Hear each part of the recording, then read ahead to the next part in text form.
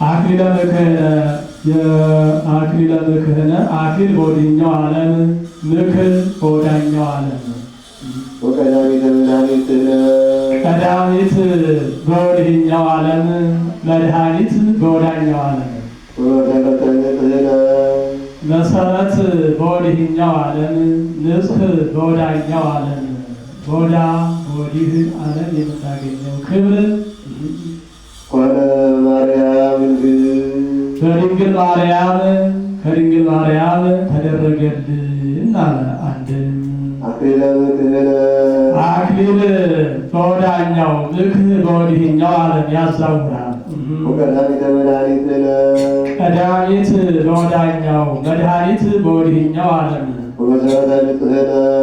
መሰረት በወዳኛው ዓለም ንጽህ በወዲህኛው ዓለም በወዳኛውም ዓለም በገነት በመንግሥተ ሰማያትም በዚህም ዓለም የምናገኘው ክብር ኮነ ማርያም ድንግል በድንግል ማርያም ተደረገልን አለ። ከነገሥታት ዳዊትን አስከትላ መጥታ ነበርና ከነቢያትም ከመሳፍንት ኢያሱን ከደናግል ኤልያስን አስከትላ መጥታ ነበርና እነሱን እያነሳሳ ያመሰግናታል አለ። ዳዊት አንተም ምንም ስርወ መንግሥት ብትባል የዘውዳችን መመኪያ መሆን አልተቻለም። ኢያሱ አንተም መድኃኒት ተብሎ ቢነገርልህ መድኃኒት ብትባል የድኅነታችን መሰረት የድኅነታችን መጀመሪያ መሆን አልተቻለህም።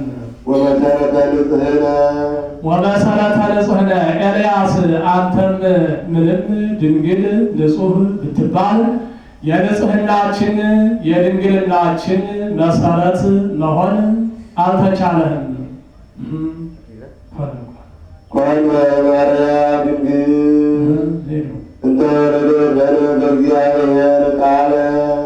ወመሰረተ ንጽሕነሰ ኮነ በማርያም ድንግል ነው።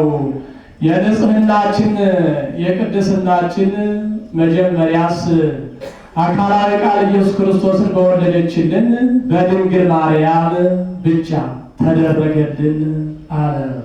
በትናንትና ውዳሴዋ ስሟን አላነሳትም።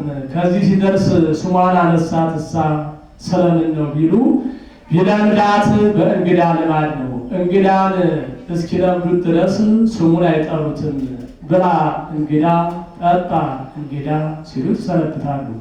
ከለመዱት በኋላ ግን ስሙን እየጠሩ ብላ እገሌ፣ ጠጣ እገሌ እንዲሉት በዚያ ልማድ በሰኞ ውዳሴው ቅዱስ ኤፍሬም በሰኞ ውዳሴዋ ወይም ምስጋናዋ ስሟን ሳይጠራ እርሷን በቤተልሔም እየመሰለ አመስግኗት ነበር።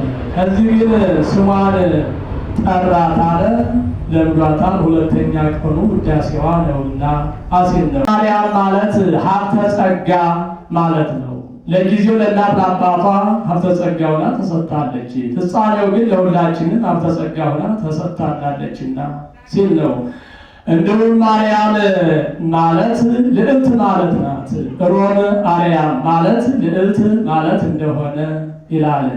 ዳግመኛም ማርያም ማለት ተላኪተ እግዚአብሔር ወሰብእ ማለት ነው። ተላኪተ እግዚአብሔር ወሰብእ አላት ሰውና እግዚአብሔርን እያማለደች ታስታርቃለችና ተላኪተ እግዚአብሔር ወሰብእ አላት። ዳግመኛም ማርያም ማለት መርህ ለመንግሥተ ሰማያት ማለት ነው። መርህ ለመንግሥተ ሰማያት አላት።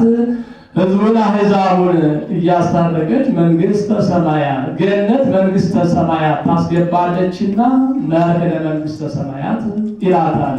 ዳግመኛም ማርያም ማለት ማኅበረ መሃይምና ወመሃይምት ማለት ነው። የምዕመናን የሴቶችም የወንዶችም መመኪያቸው ማኅበራቸው አንቺ ነሽ፣ መታሰቢያቸው አንቺ ነሽ ሲላት ነው። ዳግመኛም ማርያም ማለት ተፈሥሒ ቤተ እስራኤል ወተሐሰይ ቤተ ይሁዳ፣ ደስ ይበልሽ የእስራኤል ልጅ የይሁዳ ልጅ ደስ ይበልሽ ማለት ነው። ዳግመኛም ማርያም ማለት መትሕተ ፍጡራን መልዕልተ ፍጡራን መልዕልተ ፍጡራን መትሕተ ፈጣሪ ማለት ነው። ከፈጣሪ በታች ከፍጡራን በላይ ያለች የምትሆን ማለት ነው። ዳግመኛ ማርያም ማለት እመ ብዙኃን ማለት ነው። አብርሃም ማለት አበ ብዙኃን ማለት እንደሆነ ይላታል። እንደውም ይህንንስ በዕብራይስጥ ዘበዕብራይስጥ ማርያም ይላታል ብሎ ማ ማለት ማኅደረ መለኮት፣ ያ ማለት ማ ማለት ማኅደረ መለኮት፣ ር ማለት ርግቤ ይላ፣ ያ ማለት ያንቃዱሃ የኪ ሁሉ ፍጥረት፣ ም ማለት ንሳ ወምስጋድ ወመስተስረየ ኃጢአት ማለት ነው ይላታል። በገነት ያምን በምድር ማረን በጣይም የሚመስላቸው የለም ይላሉ። እናት አባቷ በገነት ካሉ ከመላእክት በምድር ካሉ ከደቂቀ አዳም ከሰው ልጆች አንቺ ትበልጫለሽ ሲሉ ከገነት ያምን ከምድር ማር አገናኝተው ስሟን ማርያም ብለዋታል።